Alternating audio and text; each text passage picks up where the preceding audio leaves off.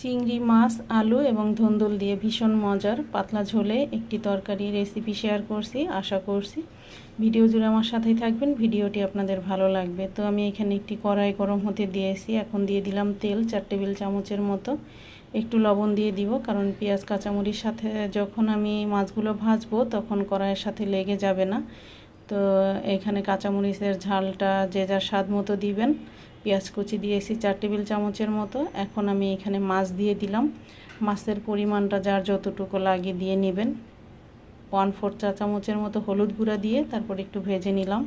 এরকম একটু ছড়িয়ে দিলে দেখা যাবে এই যে নিচের দিকটা একটু লালচে বর্ণের হয়, এই মাছটা খেতে বেশি ভালো লাগে। এখন আমি এখানে 1 চা চামচ হলুদ গুঁড়া, 1 চা চামচ ধনিয়ার গুঁড়া দিয়েছি। মরিচ গুঁড়া দিব না। ধুন্দুলের তরকারিতে আমি বেশিরভাগ সময় কাঁচা মরিচ দিয়েই তরকারিটা রান্না করি, বিশেষ করে ঝোল তরকারি। এখন আগে থেকে ধুয়ে রাখা ধুন্দুল আলু দিয়ে দিলাম। এইখানেও পরিমাণটা আপনারা আপনাদের পছন্দ অনুযায়ী দিবেন। ধুন্দুলের তরকারিটা আমার ঘরে সবাই অনেক বেশি পছন্দ করে, তো আমি পরিমাণে একটু বেশি দিয়েছি। আর এখানে আমি 1/4 কাপের মতো পানি দিয়ে ঢেকে দিলাম।